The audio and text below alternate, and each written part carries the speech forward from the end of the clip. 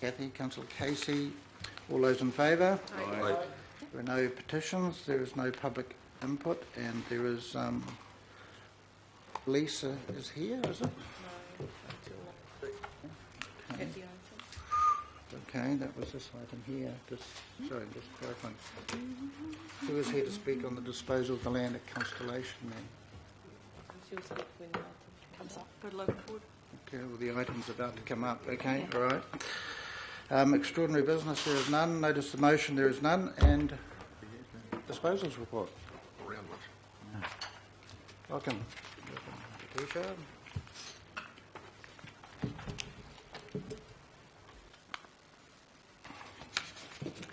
Welcome.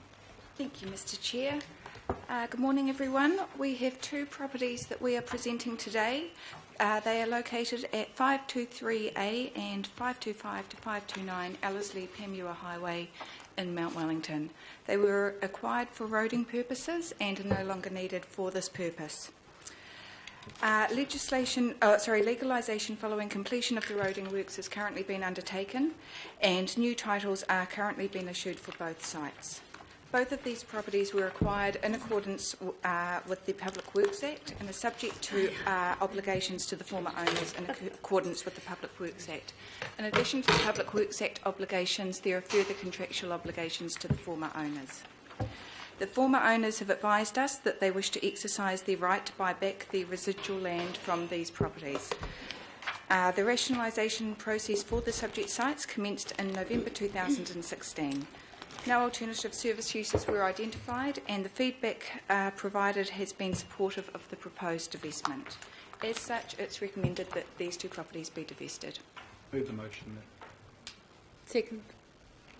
There you are. We have a mover and a seconder. Anyone want to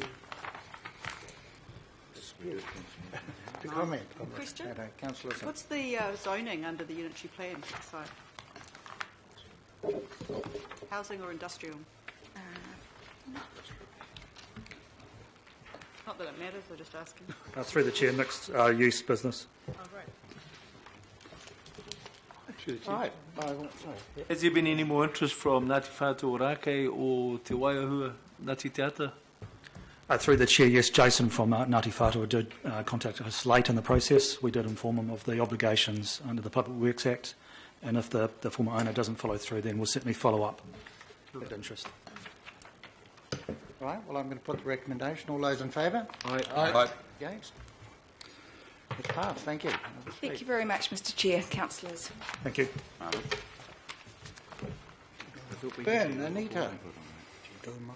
Welcome. Do you want to come up and introduce? Or Lee? Happy for them to self-introduce, Mr. Chairman. All right. Okay. Well, you're on. So, Callum from Coast Guard Northern Region. Welcome, Callum. Thank you very much. Good morning, Mr. Chairman, Mayor Goff, ladies and gentlemen of the Council. On behalf of all of the AREFA organisations, we greatly appreciate listening to our presentations this morning. On behalf of Coast Guard Northern Region, thank you very much for Council's important ongoing support and for your invitation to return and update you on the performance of CNR over the last 10 months. The role of Coast Guard is to enable our region's residents to make the most of our amazing marine environment safely and with confidence, and to assist people on the water should they strike difficulty. I think all of the region's populations enjoy the fruits of our waterways in one manner or another, and I believe Coast Guard plays an essential role in making our harbours and coastline a great environment and vibrant for businesses and for recreation.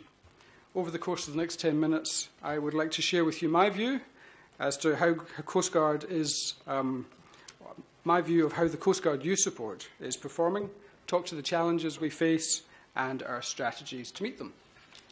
So just to provide a very quick recap, for those of you who aren't very familiar, Coast Guard is the charity saving lives at sea, and we do so by providing 24-hour-a-day, 365-day-a-year rescue and recovery services for people in difficulty.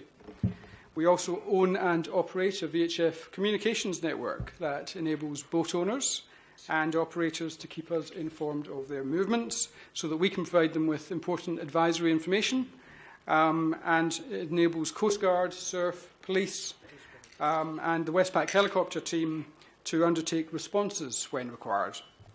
And finally, of course, we seek to educate the boating public so that they can enjoy and benefit from our great marine environment and avoid getting themselves into hot water in the first place.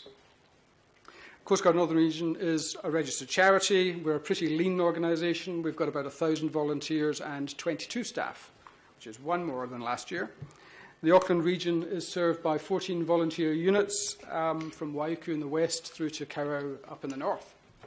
So how are we performing? Well, as Aucklanders seek to make the most of what's been a pretty mixed summer, frankly, Coast Guard and staff are doing, our Coast Guard staff and volunteers are doing what we do best, I think.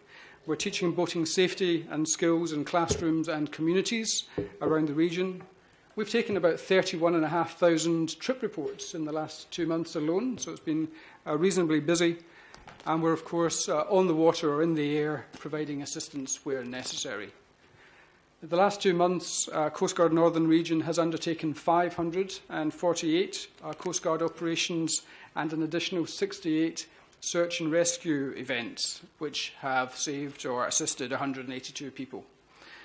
In total, over the year, from July 16 last year through to the end of our financial year in June this year, I expect we'll complete something in the region of 1,900 calls for assistance, all told, the majority of which will be in the Auckland region. In the 2 months of December and January, we've seen a rise in the number of search and rescue events from 47 last year through to 68 this year.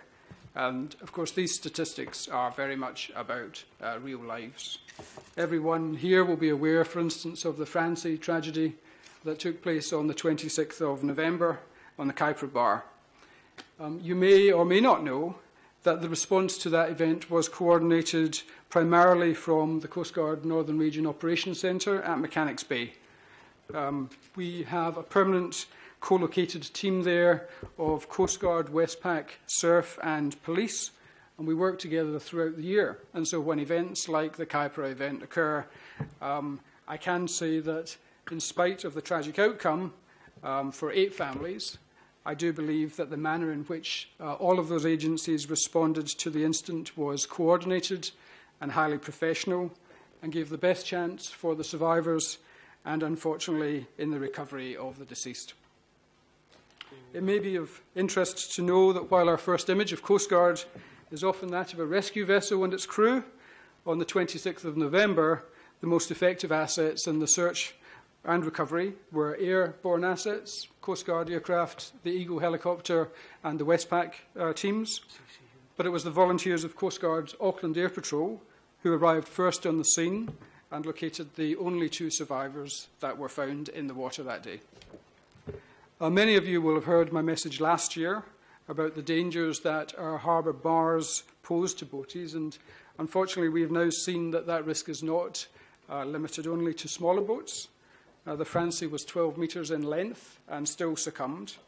So there are currently 3 investigations underway into that, and we'll need to wait for their outcomes.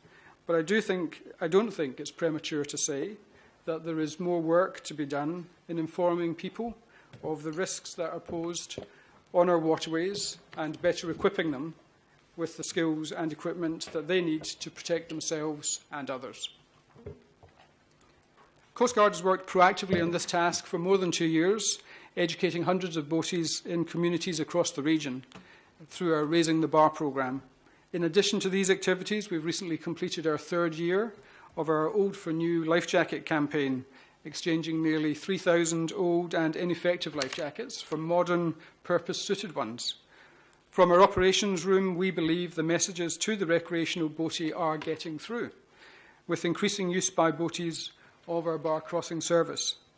The Francie, however, proves that commercial skippers, falling under the remit of Maritime New Zealand, also need to heed these warnings. So over the next 12 months, it's my intention to continue to deliver on the actions that Coast Guard can take to reduce the likelihood and consequences of poor decision-making in the face of harbour bars and other risks.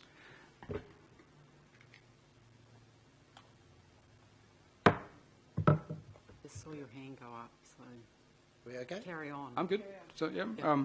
I was just going to put my hand up to ask you a question later. Okay, sorry. All right, thank you. So we're all about, thank you, educating this generation of boaties and the next on the importance of personal accountability for your safety, whether you are the responsible person or whether you are on board a vessel as a passenger. This year we've upskilled nearly 1,200 students with personal tuition on day skipper, radio courses and other safety courses, as well as running club, safety boat tuition and preparing future generations through our school holiday programme. So our commitment is to grow the number of students that Coast Guard educates, and my aim is that people will see us less as an organisation that is there to save them in extremity and far more as the boatie's best mate, if you will, an organisation there to help people to make the most of their boating safely and with confidence. Turning to performance off of the water, 2016 was a big year of delivery for us. That included the implementation of the Health and Safety at Work Act 2015, a maritime operator safety system across our fleet. We've invested heavily in volunteer leadership and training and improvements to the Coast Guard membership programme. For the year ended June 2016, Coast Guard posted, or CNR I should say, posted a modest total surplus of $144,000 against revenue and expenses in the region of $5 million. In order of value, our funding sources are membership subscriptions, which brings in approximately $1.8 million a year and makes up about 36% of our expenses. Then AREFA, Foundation North and Central Government. CNR very greatly values the $698,000 of funding received this year through the AREFA mechanism. These funds are essential contributions to the cost of our operations centre and support staff and to public and volunteer education programmes.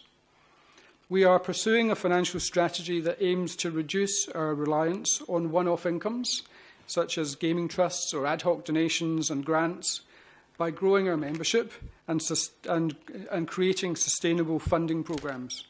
Over the last 2 years, we've successfully engaged Northland and Waikato regional councils to commence contributions in recognition of their responsibilities for their region's populations.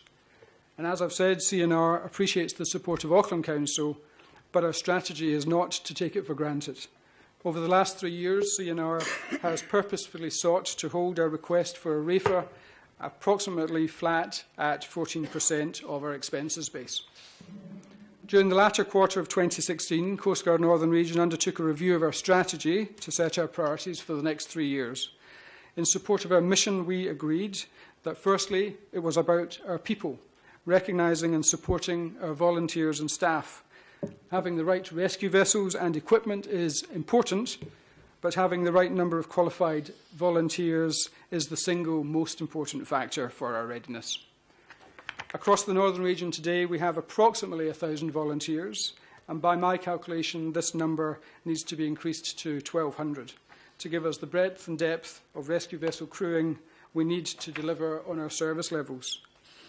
We intend to do so by lifting our recruitment and training capabilities to the level you would expect of an organisation with these sorts of employee numbers. Secondly, our partnership with our units. Our objective over the next 3 years will be on enabling our units to focus on what's important by relieving them of unnecessary paperwork and other tasks, and by developing the skills of a very diverse group of leaders. Thirdly, it's about our customers, the region's boating public, and we aim to give them the skills, support and resources to enable them to make the most of their boating safely and effectively. Finally, I need to resurrect a project that I mentioned last year. The Marine Rescue Centre that I mentioned earlier serves all of the agencies I've mentioned this morning and is in need of refurbishment, and we will be seeking advice and support, we hope, from Council in this endeavour over the next 12 to 18 months. In conclusion, I'd like to thank Council for the support you provide us. The popularity of the region's coastline shows no let-up, and Coast Guard Northern Region continues to deliver what is asked of it. We greatly value the support that Council provides each year, and I hope that through the course of this briefing I've given evidence of the many ways in which we safeguard the region's population and of the prudent manner with which we view and treat our ratepayer dollars.